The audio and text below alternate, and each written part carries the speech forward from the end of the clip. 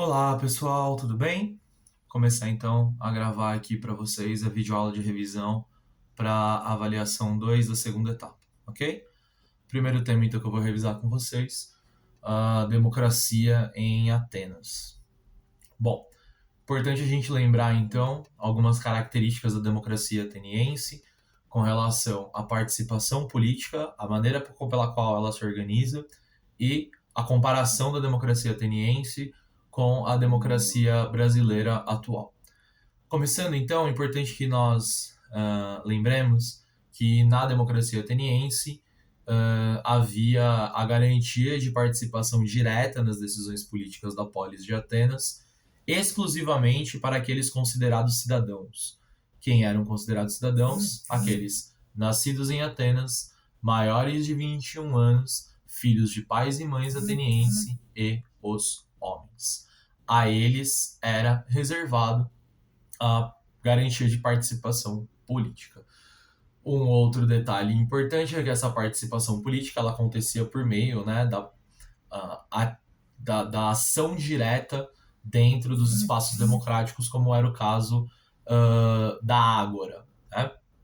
A Ágora era o espaço da Assembleia, e nesse espaço da Assembleia havia então a possibilidade de que cada pessoa caracterizada como cidadã pudesse ir lá e defender e debater e discutir os seus próprios pontos de vista.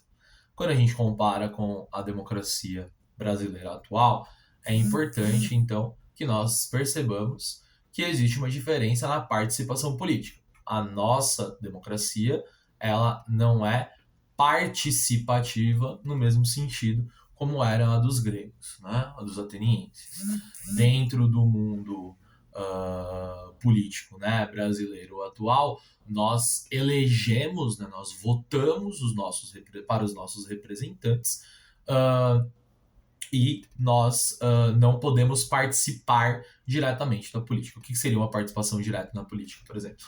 A possibilidade de eu, né, enquanto cidadão, poder criar ferramentas para que a minha voz fosse ouvida diretamente sem demandar que uma pessoa me representasse. Seja por meio de um plebiscito, seja por meio de uma participação mais direta mesmo, né, de assembleias, seja por meio de manifestações públicas. Essa seria, né, a diferença que nós temos entre a democracia ateniense e a democracia grega atual, ok? Bom, importante também que nós lembremos, né, que há uma característica importante, né, na polis com relação às suas organizações, né? Lembrem-se então que o mundo grego ele era organizado em várias cidades-estados, polis, né, no mundo grego, e essas cidades-estados elas eram, né, portanto, autônomas, né? Por isso que em Atenas você tem a democracia, por isso que em Esparta você tem a oligarquia. Então é uma das características centrais da organização política no mundo grego, é essa criação das cidades-estado, né? Diferente de várias outras sociedades da antiguidade que nós já estudamos no passado, que tinham, por exemplo, uma organização mais fechada, né? Uma sociedade mais centralizada, né? Monarquias centralizadas, por exemplo, até mesmo teocracias, né? Como é o caso daquilo que nós já estudamos aí no passado. A partir de agora, eu vou passar, né, com vocês sobre aqueles temas, então, que vão ser cobrados referentes, né, ao nosso movimento de aula invertida, em que os colegas e as colegas trabalharam certos temas, né, da cultura no mundo grego, tá? Vou começar, então, a partir, né, do teatro, ok? Importante, então, a gente revisar as duas principais categorias, os dois principais gêneros, né, do teatro grego, o drama e a comédia, né? O drama e a comédia, eles tinham funções, né, parecidas no sentido de ensinar. Lembrem-se que o teatro no mundo grego ele tem uma função pedagógica, né, de passar os valores, de ensinar os valores para a população grega. A diferença central é que a comédia ela fazia certo riso, né, dos costumes cotidianos, então ela fazia muitas sátiras, né, provocava muito riso da plateia a partir, né, de cenas do dia a dia que eram ridicularizadas, justamente para mostrar os maus comportamentos, né, que as pessoas de baixa classe tinham. Então, a comédia serve muito para as baixas classes do mundo grego, né? Já o drama, né, ele tinha muito parecido com aquilo que nós conhecemos como a jornada do herói, né, dentro da dramaturgia. Um determinado herói ele vai passar por uma série de provações para, a partir dessas provações, poder aprender com tudo aquilo que ele passou, para ele se tornar uma pessoa melhor e, a partir daí, conseguir, né, conquistar o seu objetivo. Tá claro? A Ilíada e a Odisseia, né, que são dois poemas épicos, né, lá do tempo de Homero ainda, que nós estudamos lá atrás, é um exemplo, né, destas obras, né? Ilíada e Odisseia é uma obra mitológica, é bom que fique claro, né? São poemas épicos, né, escritos por Homero. Não é exatamente o teatro, mas é só para que vocês possam perceber qual que é a característica, né, do drama dentro do mundo grego. Tá claro? Também é importante, né, que nós lembremos que o teatro no mundo grego, ele, por mais que tenha sido muito, muito, muito desenvolvido em Atenas, ele não acontece só em Atenas, né? E também, quando a gente percebe a permanência dos teatros, né, dos espaços físicos do teatro em outros lugares para além do mundo grego, geograficamente do mundo grego, a gente relaciona isso, né, com o movimento da crise das polis, né, ainda antes do surgimento da democracia em Atenas, que cria, né, aquela necessidade dos gregos de ocuparem novos territórios. E com essa ocupação, né, por conta do crescimento demográfico, por conta de problemas econômicos, e por conta daquelas disputas, né, existentes entre as classes mais altas, a aristocracia ligada à terra, muito enriquecida e com muito controle do poder político, e principalmente ali certos comerciantes mais empobrecidos, mas principalmente os artesãos e principalmente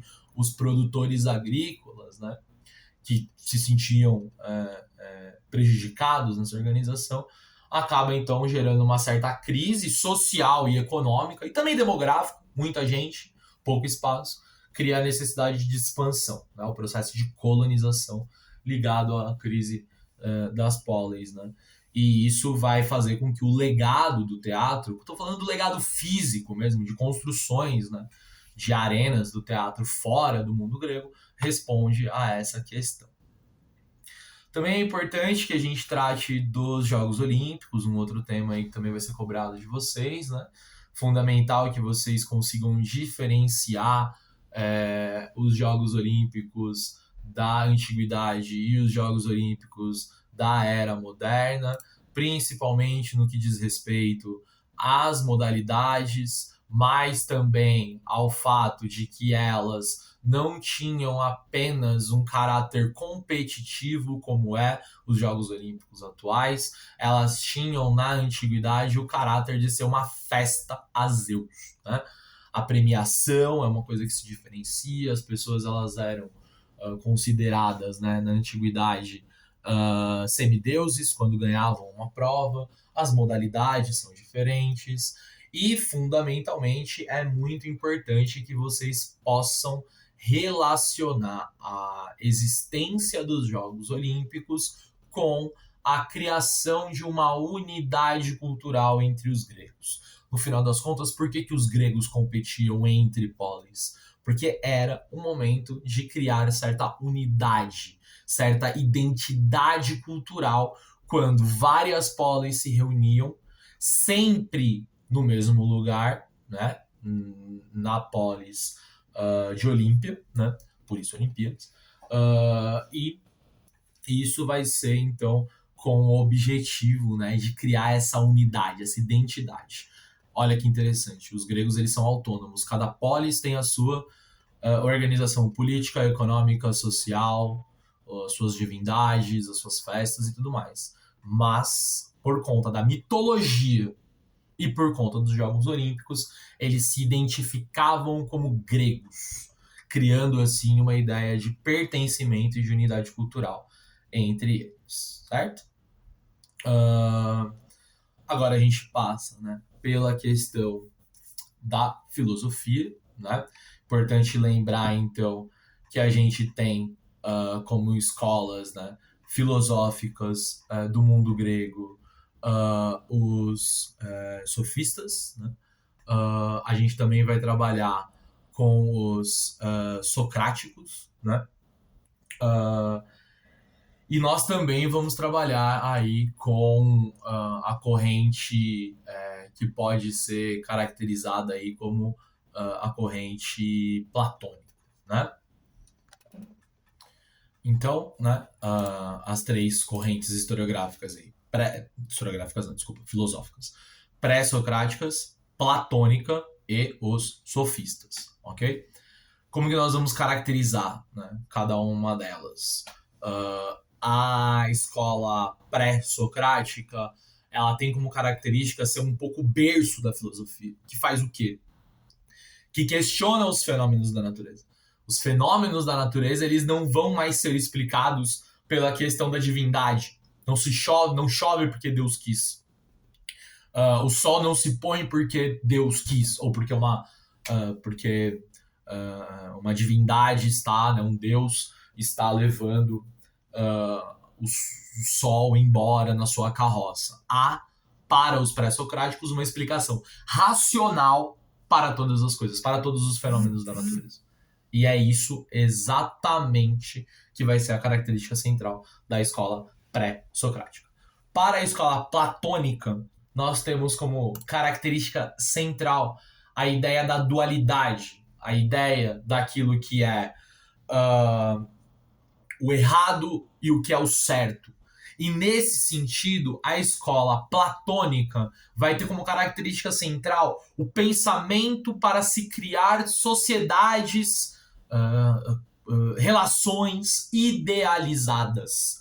Aquilo que se deve conquistar é o ideal. Não é à toa que a gente tem como termo amor platônico para aquele amor ideal e irreal, né? E é por isso que um dos principais símbolos, né, da ideia do pensamento, né, platônico está relacionado ao mito da caverna. O mito da caverna de Platão, como a gente trabalhou em aula, é o mito no qual todos nós, sem conhecimento, estaríamos presos dentro de uma caverna. E a caverna representa as amarras que o pensamento traz, né? Ao se libertar, ao sair da caverna, nós estamos encontrando isso que os platônicos, né, pensam como sendo o ideal, porque nós estamos rompendo com todas as amarras que nos travam. E por fim, os sofistas. Sofistas que vão ter uma relação direta com a democracia grega.